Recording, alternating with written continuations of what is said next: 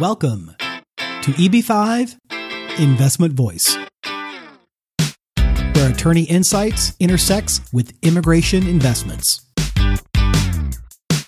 If you are a foreign investor, domestic fund manager, or enterprising entrepreneur and want to get the most out of the EB5 program, you have come to the right place. I'm Mark Deal, and I'll be your co-host on this journey.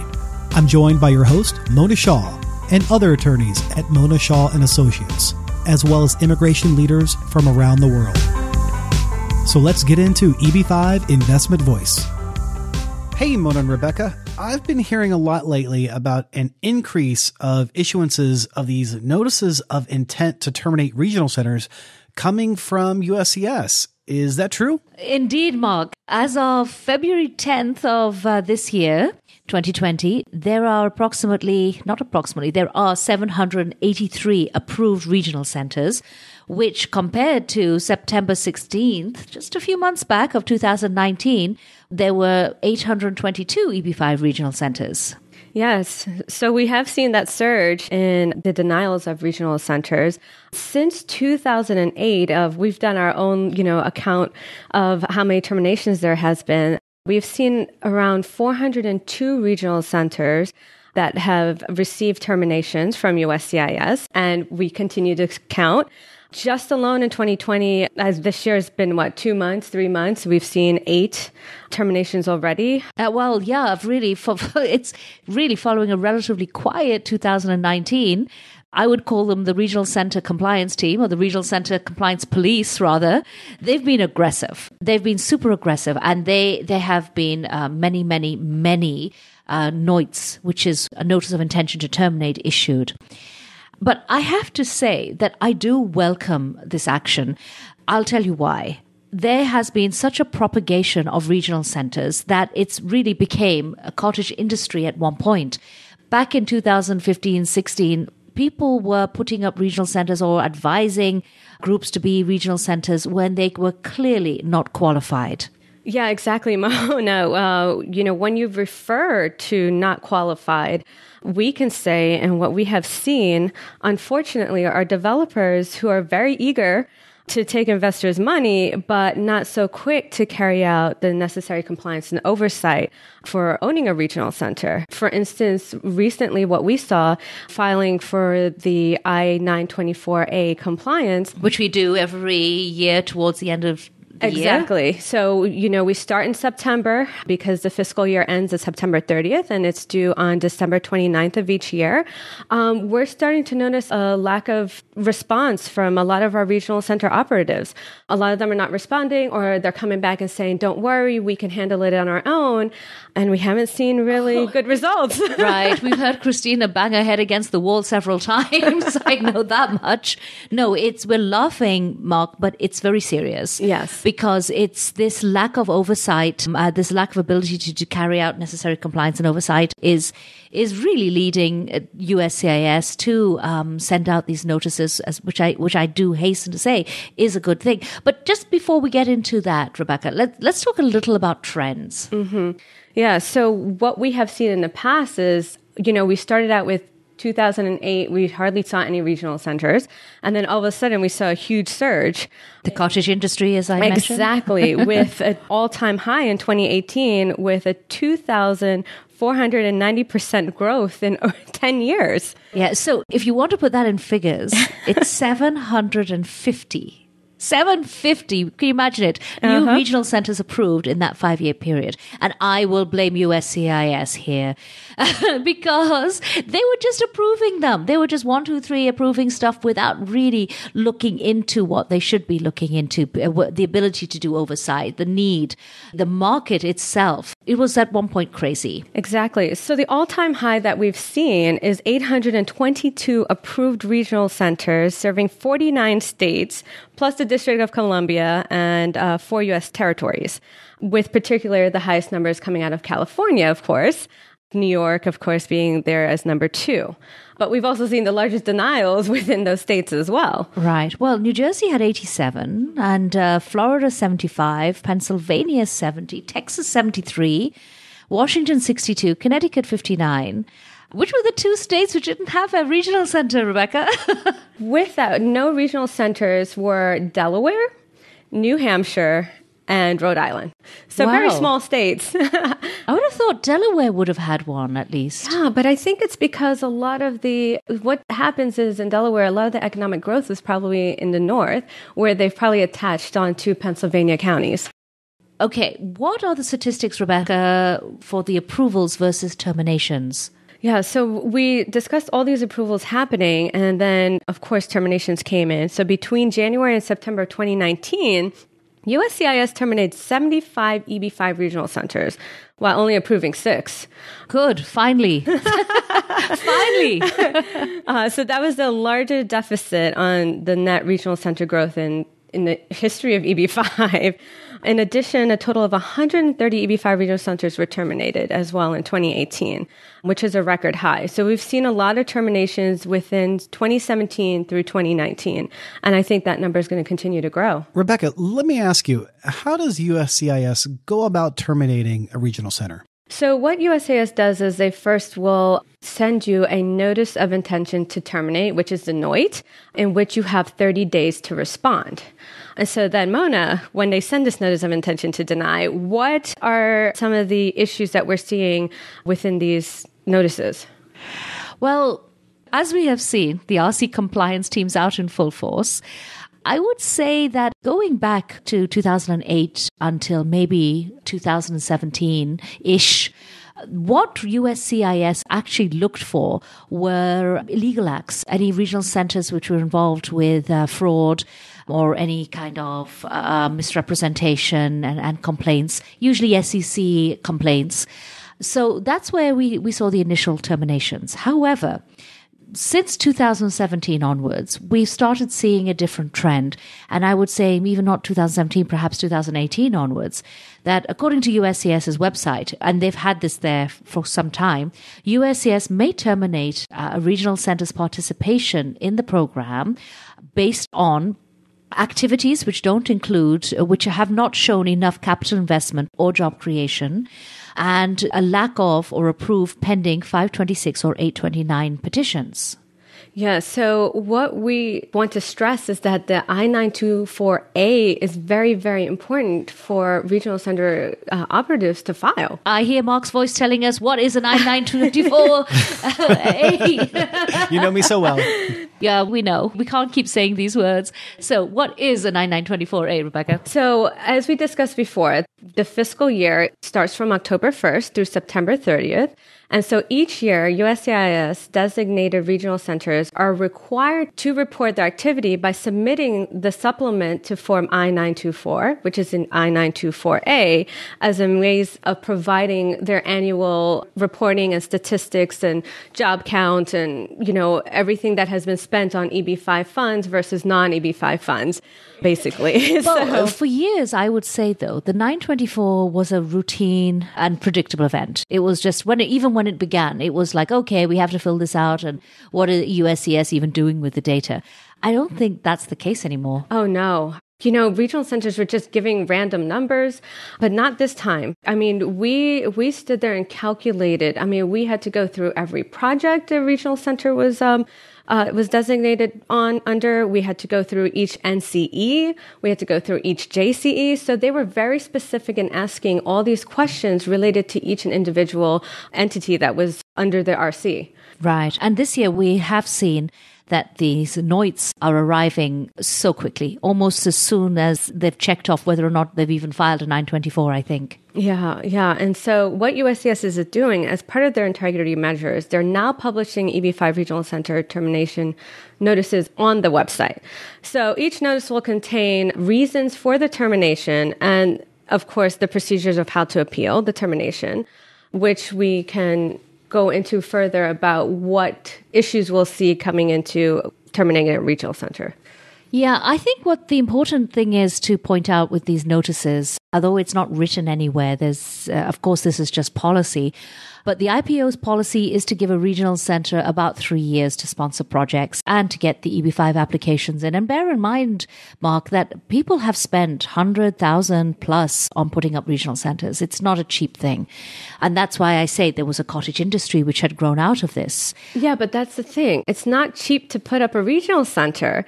But I feel that those who are, owners of these regional centers didn't weren't serious enough to know that, look, we have to do all this compliance. You just don't earn a regional center, support some projects and make money off of it. Right. It's a serious business. Right. It's not just compliance. I don't think a lot of people even understood how to go out and market. They thought they would go to China and the money would just fall in. Just the minute they had a regional center, it would just come to them. And it doesn't work that way. Marketing is heavy duty business, as we've discussed many times on this podcast series. Marketing in different countries involves dedication and money and time, which many people didn't realize when they were putting up a regional center. Yeah, you need to know the market. And in addition to that, you need to know the flow of funds. You can't just accept the funds and then after that, you don't know where it's going, what it's being used towards. It's very important to keep track of all of that. Right. Well, just very, very briefly, Rebecca, I don't want to bore our audience, but how does one respond to a NOIT? Okay, so as we were discussing earlier, there are several issues that could come up in a NOIT. Some of those, as we discussed, is a lack of EB5 capital investment or job creation for the last several fiscal years. Maybe you failed to respond that how many I-526 or I-829 petitions were filed under the regional center itself, or just the inability to file the I-924A and show that it's conducted any economic activity, basically. But there's several arguments that can be made to address those issues. For example, we've seen regional centers that have been out there and have made significant efforts in putting up a project, providing investment opportunities to EB5 investors, maybe having a full set of project documents ready, and even going out there and marketing. However, it's a business. Things can happen. What if the project can no longer move forward? There's different issues. Maybe the marketing conditions are there. Or a major lawsuit, perhaps? Yeah, major lawsuit, conventional financing fell through. Unfortunately, we're going to be seeing some of that coming forward. Oh, yeah, that we can see, maybe a lack of permits and licenses. I mean, there's so many issues that could come involved. And what USCIS needs to do is take into and recognize is that this is a business. There are unforeseeable circumstances that happen all the time. And so if you remember, you're reporting in one fiscal year, and what USCIS needs to take into consideration is that if you're doing this throughout several years, maybe you've had I-526 files in the past, maybe you had I-29s going to be filed in the next couple of months. So you need to take an overall picture of the regional center and indicate to USCIS that yes, maybe we didn't have much activity going on this year, but in the last few years or in the coming years, we will have significant activity. Right. So what are the practical implications of a termination? That could be bifurcated in two ways. Take a regional center which hasn't done anything. What's the practical implication of a termination, Rebecca? So if you have not done anything and you've been terminated, it's obvious that you cannot solicit, you cannot generate or promote investors or investments for any EB5 related project, or basically no participation in the EB5 program. Okay. That actually sounds simple, but you'd be surprised how many people with terminated regional centers still feel that they're able to go out and do EB5 with their regional centers. But anyway, what happens, though, if you have someone or you have investors actually in the regional center? Yeah, so that's the scary part about it. As we've seen in the past, that regional centers that were terminated, USCIS was going to also forego all the investors in the regional center. They can change now under the new regs. Yes. The new regs have allowed an investor to jump to a different regional center. Yes, but you have to be very careful in the timing of that, because it depends on if the application is still pending or if they have a conditional green card. Maybe their I-526 was approved. So it seems that I didn't realize that. Yes. And what about a project which would have investors at all different stages? Yeah, so that's the scary part. But hopefully that we'll see that with the litigation and all of that going on, that you're able to go ahead and either maintain the regional center until all the I-526 has been approved, and then then maybe move it to another regional center or continue the activity until all I-29s have been approved. So in a circumstance where you lose at a litigation, for example, and they say, no, we are going to terminate this regional center, what happens to the investors? Unfortunately, they lose the EB-5. But like you mentioned, with the new regulation, then they can go ahead and file a new I-526 petition, but maintain their priority date. So beware if you're renting and you don't know what you're renting. Well, not only renting regional center, but just be careful of, as a regional center yourself, who you're bringing into the regional center. Because remember, it's the NCE that has to report a lot of this information. So you, as a regional center operative, are also relying on other project developers to provide you the information to file and to comply with all of USCIS's regulations. Right. And if they're not complying, that's an issue in itself. So my issue really is that, yes, we need the RC compliance police to do their job. But there is a fine line between a regional center that should be closed and really when a termination is justified and when it could be considered arbitrary and capricious. One termination that was litigated, and it wasn't very long ago, December of 2019, is the matter of SDRC. And this is one of the first cases against USCIS. Here it was the U.S. District Court for the Western District of Washington, which found that USCIS's termination of a regional center was considered what they would say arbitrary and capricious, which is a term that you use if they basically want to say that they didn't have the right or they overstepped their mark. And they actually ordered USCIS to reopen and re-adjudicate the 526 petitions associated with that particular regional center. So we actually like to refer to that case often and look at what's called the positive and negative indicators test. So I'm going to read from the court's decision, word for word. The court ruled, just because a regional center failed to promote economic growth for a shared period of while management changed hands does not mean that the regional center has not continued to promote economic growth after that point, when in fact provided jobs on a successful construction project. The case shows also how in certain circumstances, criminal actions of a third party shouldn't really dictate the outcome of the investors. Because in this matter, in this case, we were shown to the court that the bad actors had been removed. There had been a receiver, I believe, appointed. And basically, they had done their best to restart everything. And USCIS were kind of, no, we don't care. And the court basically said, well, you should care because these people's lives are at stake and their investment and they have created jobs. So therefore, they should receive the green card. But while it's easy to blame USCIS for its sweeping unapologetic termination, if you want to say, of regional centers over the past few years, I believe that a lot of criticism also should be placed upon regional centers themselves. There was a time, a long, long time ago that, and for a very short period of time, we did actually think that regional centers were fine. A developer was fine being his own regional center. Our experience has shown us the opposite.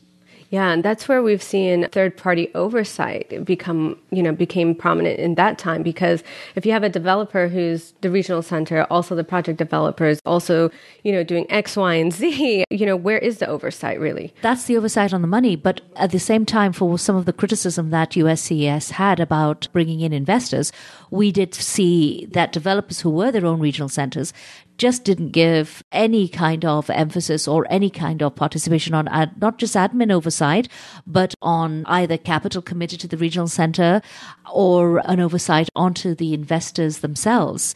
They also often had in-house attorneys who really did not take into the investors' best interests into account. And they would put people in EB-5 petitions who should never have been doing EB-5 in the first place. Yeah, I 100% agree with that. And like I said, we've seen that in RFEs ourselves. So it's very important to, even though you state in your regional center documents, USCIS will pull that up and state that, how is it and how are you capable of funding the regional center and how are you promoting, what are you using for your marketing activities? And also at the same time, what are you using for the compliance? How are you conducting compliance for these regional centers? So we've seen USCIS come back. It's no longer your typical boilerplate language, RC filings that you're seeing anymore. You have to be very specific in how you personally, as a regional center operative, are going to run this regional center. Right. Actually, there's a very nice quote from I can't recall quite now, but a person who wrote an article about regional center terminations, where it was quoted that the opportunity to operate a regional center is a privilege.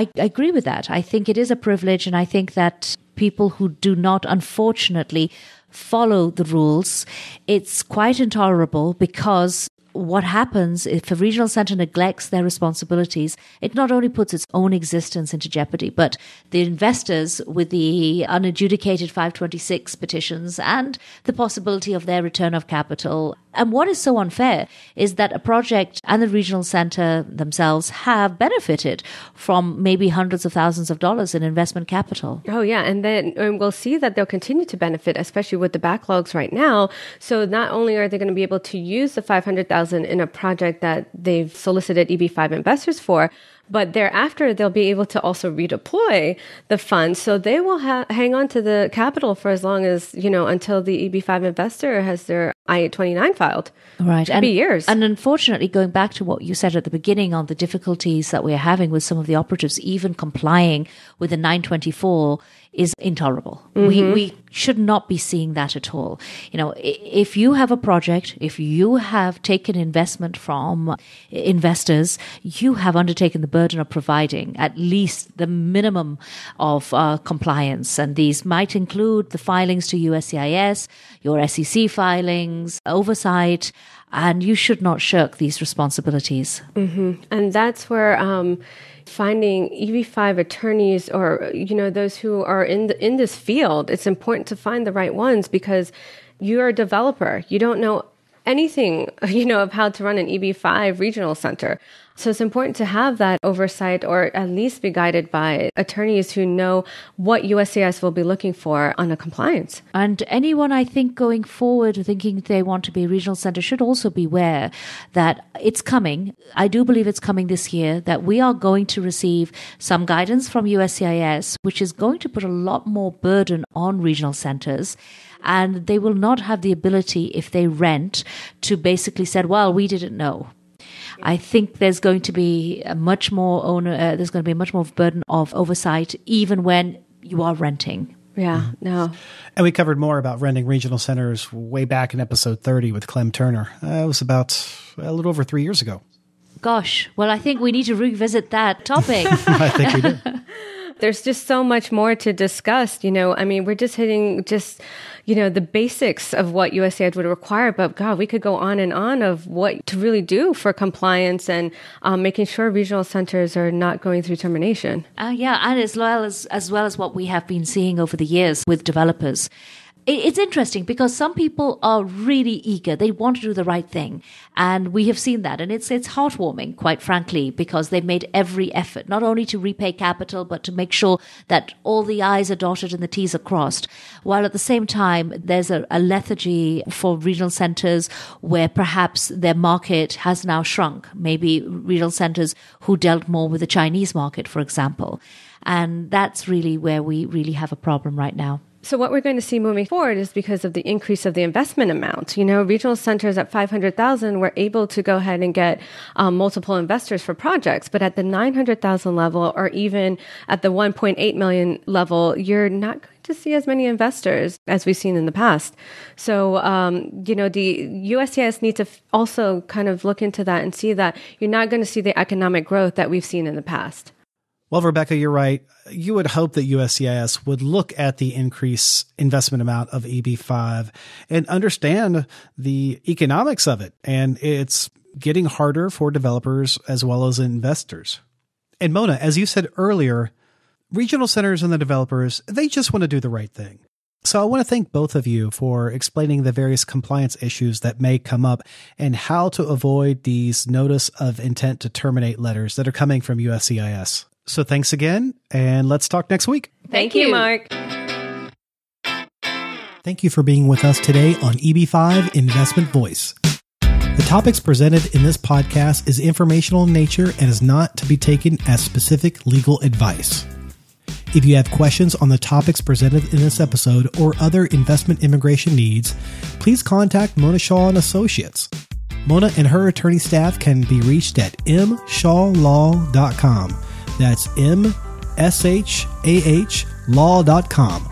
Make sure you don't miss our next episode focusing on a different aspect of the EB-5 program by subscribing to the podcast. While you're at it, leave us a rating on iTunes. If you really found this episode valuable, share it with someone else that could benefit from this information. Until then, I'll see you on the next episode of EB-5 Investment Voice.